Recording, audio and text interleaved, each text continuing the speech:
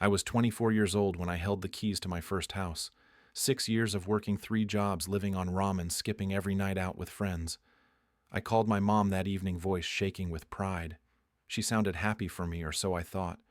But then she asked something strange. Who is on the deed? Whose name is on the paperwork? I told her, just mine.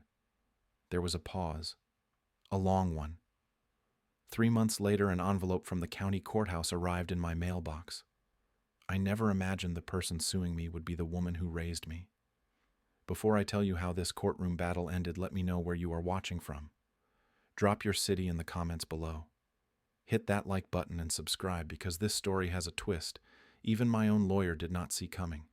Trust me, you will want to hear about the secret weapon I had hidden up my sleeve. Now let me take you back to where it all started. My name is Tony. I grew up in a small apartment on the east side of town with my mom, Patricia. Everyone called her Pat. My dad left when I was 5. I barely remember him. Just flashes. A deep voice. The smell of cigarette smoke. Then one day he was gone. Mom never talked about him except to say he was not worth remembering. After that, it was just the two of us. Mom worked at Macy's as a sales associate. She pulled double shifts most days, mornings and evenings. I remember her coming home around 10 p.m. smelling like department store perfume mixed with exhaustion. She would kick off her heels, rub her swollen feet, and microwave whatever leftovers I had saved for her. She sacrificed a lot, skipped lunch to save money, wore the same 3 outfits for years so I could have new sneakers for school. I saw it all. I appreciated it. But there was another side to our relationship that I did not understand until much later. Mom had this way of reminding me what she had given up. Constantly. Tommy's mom just bought him a car. I can barely afford rent. Or, you owe me everything, Tony. Everything. She never said, I am proud of you.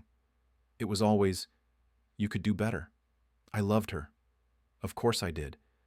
But I also felt this weight, like I was born owing a debt I could never repay. When I turned 18, I made a decision. I was going to build my own life. I enrolled in a community college for an associate degree in accounting. It took me 2 years. During that time, I worked 3 jobs. Mornings, I was a package handler at FedEx from 4 a.m. to 8 a.m., making $14 an hour. Days, I interned at an accounting firm from 9 a.m. to 5 p.m. The first 6 months were unpaid. Evenings, I stocked shelves at Target from 6 p.m. to 10 p.m. for $13 an hour. I still lived with Mom, but she made me pay $400 a month in rent. I ate ramen rice with eggs, whatever I could meal prep cheap. I did not go out, did not date, had no social life. But every month I deposited $1,200 into my savings account. I tracked every single penny in a spreadsheet. After 6 years of this grind, I had $37,000 saved, enough for a 20% down payment on a house. Mom did not understand. Why kill yourself for a house? Just live here. Give me that money for bills instead. Or you are wasting your youth on a stupid dream. But I kept going. I told her, Mom, I need my own space. I need to build something. She did not respond. Just looked at me like I was abandoning her. The house I found was in a suburb called Riverside, about 45 minutes from downtown. 3 bedrooms, 1 bathroom, built in 1987. It needed work, but it was mine. The price was $185,000. My down payment was $37,000. The mortgage was $148,000. Closing day was March 15th. I will never forget signing those papers. My realtor, Linda Tran, was this professional woman in her 40s. She smiled at me and said, "This is really yours, Tony. All yours. Congratulations." My hands were shaking. 2 days later, I invited Mom to come see it. I was so excited. Mom, I want you to be the first person to see it. She drove over. When she walked in, her first words were, "Oh, honey, it is nice." But her voice was flat. We walked through every room.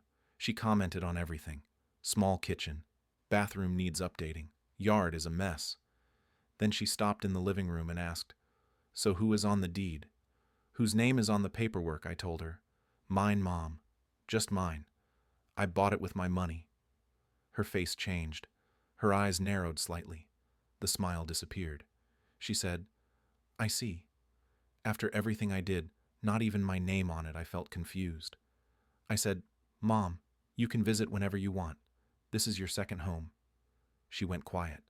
Then she muttered, "We will see about that," and left early. The first week after I moved in, Mom texted me every single day. "How much is your mortgage? What are your monthly bills I could move in?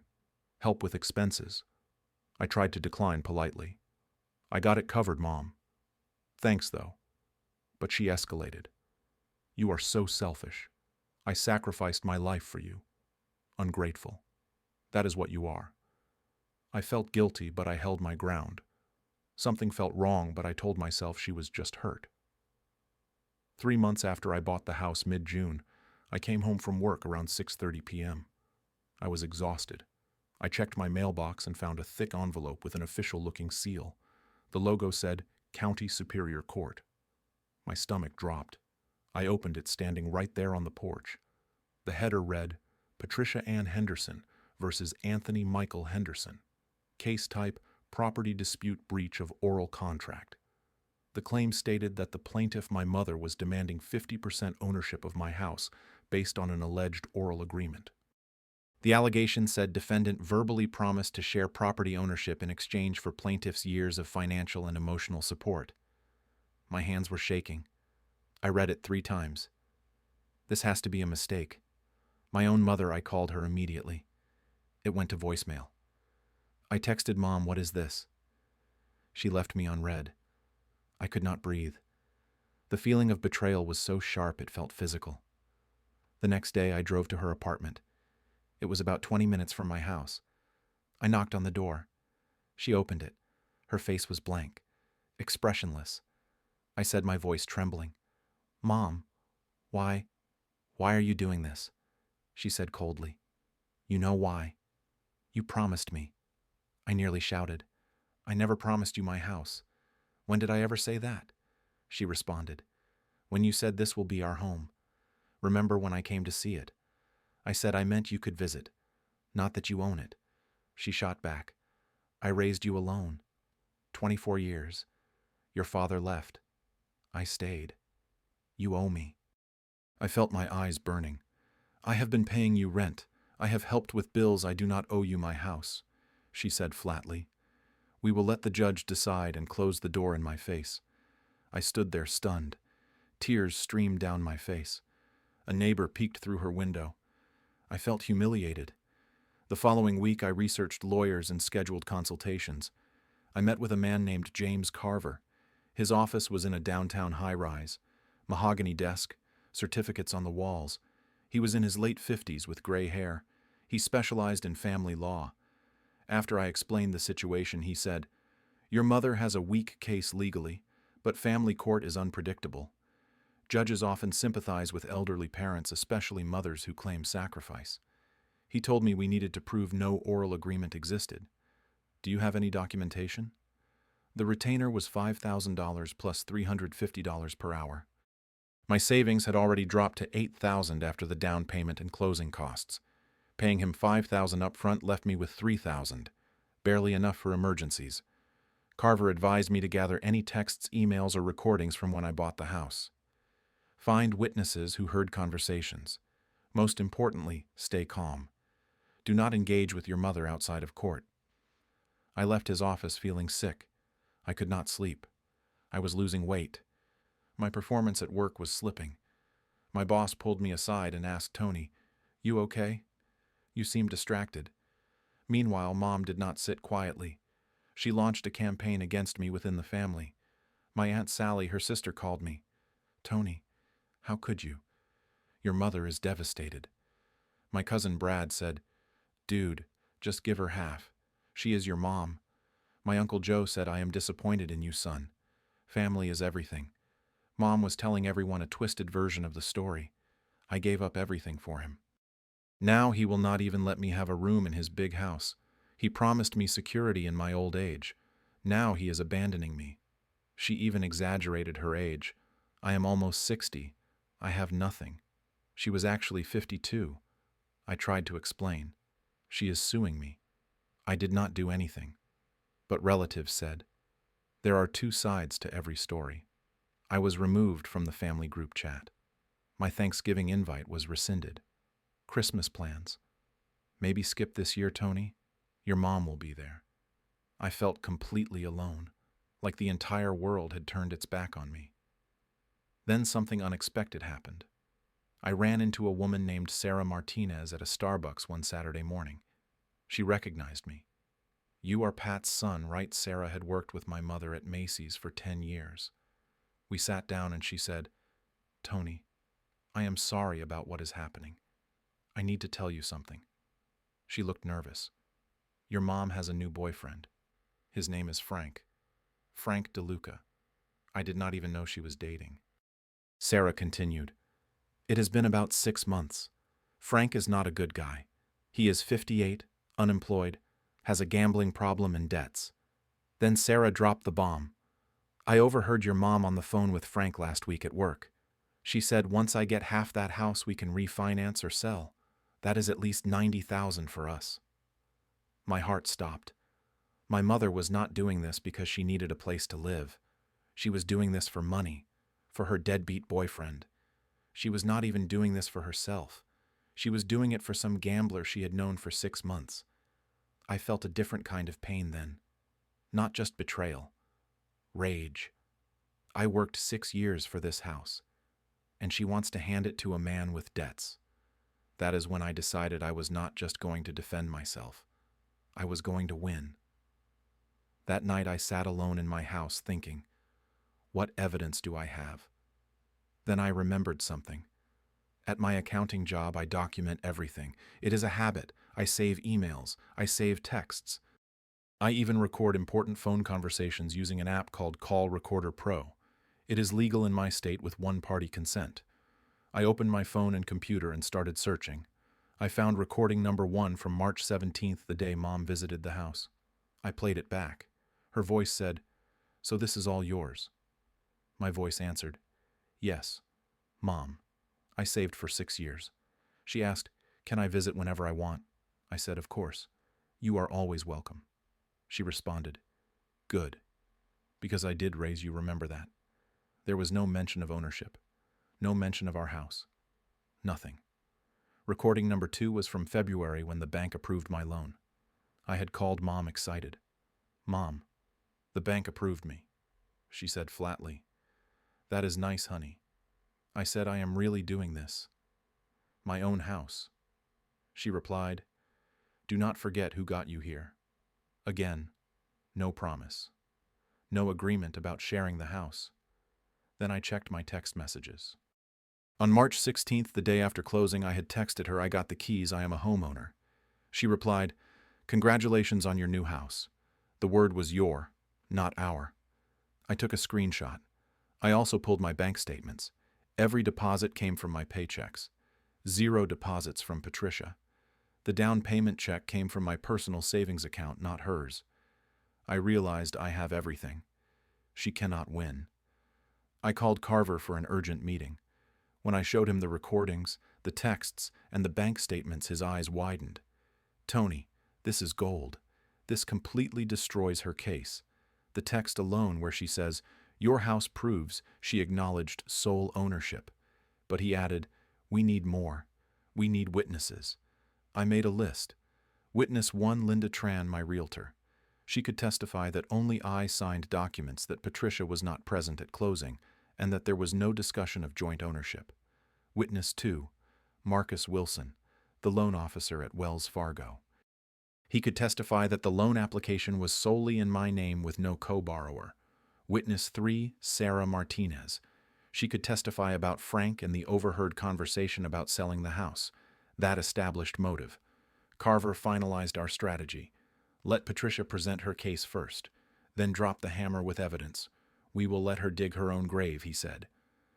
I felt a strange calm. I was ready. The court date was August 22nd, County Superior Court, 9 a.m. Courtroom 4, B. Judge Margaret Fowler was presiding. She was in her late 60s with a reputation for being stern but fair. The gallery had Aunt Sally, Uncle Joe, 2 of Mom's friends, and Frank sitting in the back row. On my side, just Sarah. Patricia's lawyer was a woman named Diane Walsh, mid-40s, sharp suit, aggressive demeanor. Her opening statement was, This is a case about broken promises and filial ingratitude. Walsh presented her case. Patricia Henderson raised Anthony alone from age 5. She worked 2 jobs, sacrificed her health, her relationships. When Anthony decided to buy a house, Patricia supported him emotionally and financially. I wanted to object to the word financially, but Carver signaled me to wait. Walsh continued. In return for her sacrifices, Anthony promised Patricia she would have a home. Their home. He said, and I quote, "Mom, this will be our home. You will always have a place here." Then Patricia took the stand. She wore a modest dress and looked fragile. She testified, "I gave him everything. My youth, my dreams, my savings." She started crying. "I helped him with money when he was in school. This was a lie. I paid my own way." She said when he bought the house, he promised me I would have security. He said, "Our home, Mom. Our home." Now he wants to throw me out onto the street. Aunt Sally was nodding. Judge Fowler looked sympathetic. My heart sank. She is lying, but she is convincing. Carver cross-examined her. "Mrs. Henderson, do you have any written agreement?" She said it was a verbal promise. A mother should not need a contract with her son. He asked, "Do you have any texts or emails confirming this promise?" She replied, "We talked in person. Family does not need paper trails." The judge seemed to buy it. I whispered to Carver, "This is bad." He whispered back, "Trust me. We are about to turn this around." Carver stood and said, "Your Honor, what we have here is not a broken promise, but a fabricated claim. My client has irrefutable evidence that no such agreement existed." He presented Exhibit A, the recordings. He played recording number 1. The courtroom heard Patricia's voice asking, "Can I visit whenever I want?" My voice said, "Of course. You are always welcome." No mention of ownership. Patricia's face went pale. Carver asked, "Your Honor, if there was a promise of co-ownership, would it not come up in this conversation?" He played recording number 2. Patricia, congratulating me on my house. Again, no mention of sharing. Walsh objected. "These recordings could be edited." Carver responded, "We have them forensically verified. They are time-stamped and unaltered." Then he presented Exhibit B, the text messages. He projected on a screen. Patricia's text, "Congratulations on your new house." He asked Mrs. Henderson, "You wrote Y-O-U-R, not R. Your." "Correct," she stammered. "I just meant—" Carver cut her off. "You meant exactly what you wrote. You acknowledged this was solely his house. Exhibit C was the financial records, bank statements showing my deposits, the down payment check from my account only." Carver asked Mrs. Henderson, "How much money did you contribute to this house?" She said, "I contributed by raising him." He said, "In dollars, please." $0, correct." She snapped, "Money is not everything." Carver replied, "But this is a property dispute. Money is exactly what it is about." Linda Tran took the stand, professional and credible. She testified, "I handled the entire sale. Only Mr. Henderson signed documents. Mrs. Henderson was not present at closing, was not on any paperwork. There was never any discussion of joint ownership." Walsh tried to discredit her. "Maybe they discussed it privately." Linda said if they had, it would need to be on the deed. It is not. Just Anthony Henderson. Marcus Wilson, the loan officer, testified next. 20 years of experience. The mortgage application listed one borrower, Anthony Henderson. Income verification came solely from his employment. Mrs. Henderson's name appears nowhere in our files. Carver asked, "Could she have been added later?" Marcus said, "Not without refinancing. Our records show no such request." Then came Sarah Martinez. She was nervous but determined. She testified, "I have known Patricia for 10 years from Macy's. About 6 months ago, she started dating Frank DeLuca." Walsh objected. Relevance. Carver said, "Goes to motive, Your Honor." The judge allowed it. Sarah continued. 2 weeks ago, I overheard Patricia on the phone with Frank. She said, and I wrote it down, "Once I get half that house, we can refinance or sell. That is at least $90,000 for us." The courtroom gasped. Frank tried to sneak out. The bailiff stopped him. Patricia said, "That is taken out of context." Sarah said firmly, "I heard it clearly. This lawsuit is not about broken promises. It is about money for her boyfriend." Judge Fowler's expression changed from sympathetic to stern. Judge Fowler addressed the court. "I have heard enough. Mrs. Henderson, the evidence overwhelmingly contradicts your testimony. Your own text message acknowledges this was your son's house. The recordings show no promise of joint ownership. The financial records prove you contributed nothing. And Ms. Martinez's testimony reveals a troubling motive." She banged her gavel. "This case is dismissed with prejudice. Mr. Henderson retains full sole ownership of his property. Furthermore, Mrs. Henderson, I am awarding Mr. Henderson costs and attorney fees." I exhaled deeply. Tears of relief filled my eyes. Patricia stood abruptly and stormed out. Frank followed her. Aunt Sally looked ashamed. Sarah smiled at me. Outside the courtroom, Carver shook my hand. "That recording was brilliant. You saved yourself." Sarah hugged me. "You did it. You stood up for yourself." I said quietly, "I cannot believe it is over." I felt relief, exhaustion, sadness, but also freedom. That night I sat on the sofa in the house I had fought to keep. My feelings were mixed. Relief flooded me. It is really mine. No one can take it. But also sadness. I just fought my own mother in court. Anger lingered. She chose Frank over me. An emptiness. I have the house, but I lost my family. I walked through each room. I touched the walls. I painted these. I looked at the mortgage statement. I am paying for this. I sat on the porch. This is worth it. This is mine. My phone buzzed with notifications. Aunt Sally texted, "I am sorry, Tony. I did not know." Uncle Joe wrote, "You did what you had to do." Cousin Brad said, "Respect, man." That took guts. There was no text from Patricia. I did not call her. I did not chase reconciliation. If she wants to talk, she knows where to find me. But I also knew I needed space. I needed to heal. Weeks turned into months. I implemented no contact. I did not block Mom's number. I left it open. But I did not reach out. She did not call either. Through Sarah, I heard that Patricia and Frank broke up 3 months after the trial.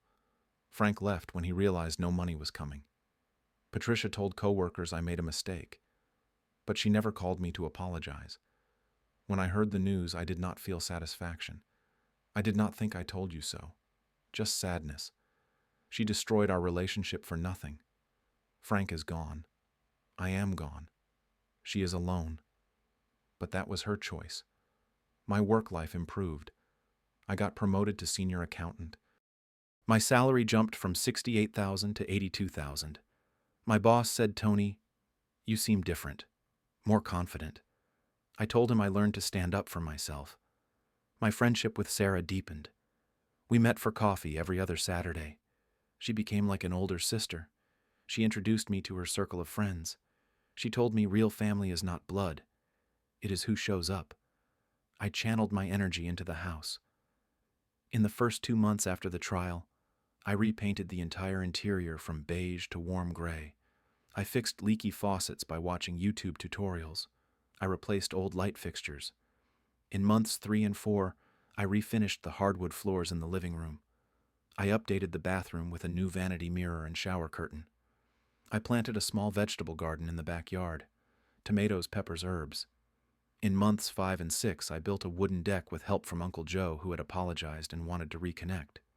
I painted the exterior with a fresh coat. I installed a new mailbox.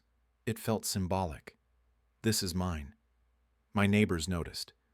Mrs. Kim next door said, "Tony, your house looks wonderful." She invited me to a block party. I made friends. Greg and Amanda, a young couple. Mr. Patel, a retired teacher. The house transformed. It was not just property anymore. It was a symbol of independence, resilience, self-worth. Every nail I hammer, every wall I paint, it is proof I can build my own life. A year after the trial, I reflected on what I had learned. Lesson 1, love does not mean exploitation. My mom loved me in her way, But love does not give someone the right to take from you. Real love supports. It does not demand. It does not sue. Lesson 2. Protecting yourself is not selfish. I felt guilty for fighting back. But saying no was self-preservation.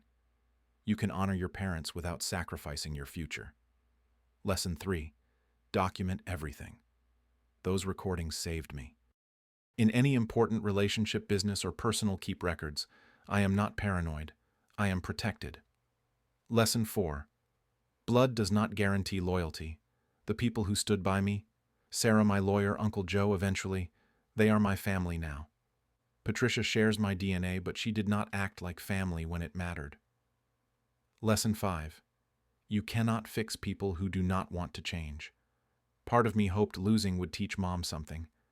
But she chose Frank, chose lies, chose greed. I cannot save someone who does not want saving. Present day, a Sunday morning. I sit on my porch, the deck I built with my own hands. Coffee in hand, mint from my garden mixed in. Early morning sun, quiet neighborhood. A car drives by slowly. It looks like Patricia's old sedan. My heart skips. But the car keeps going. It was not her. Would I forgive her if she called maybe? Would I ever trust her again? No. Do I regret fighting for this house? Not for a second. Winning in court did not feel like victory. It felt like survival. But survival led to something better. Freedom. Freedom from guilt, from obligation, from false debts. This house is not just walls and a roof. It is proof that I chose myself. And sometimes that is not selfish. That is necessary. I take another sip of coffee and smile. The house is quiet. The morning is peaceful. And for the first time in my life, I do not owe anyone anything, not even an explanation. So let me ask you, have you ever had to stand up to someone you love to protect what you worked for? Drop your thoughts in the comments. I would love to hear your story. If this resonated with you, hit that like button. Subscribe for more real stories about life, family, and finding your strength. Share this with someone who needs to hear it, someone who feels guilty for setting boundaries. Thank you for listening to my story. I hope it reminds you that your dreams are worth protecting. Stay strong, stay true to yourself, and remember, you do not owe anyone your future. Take care.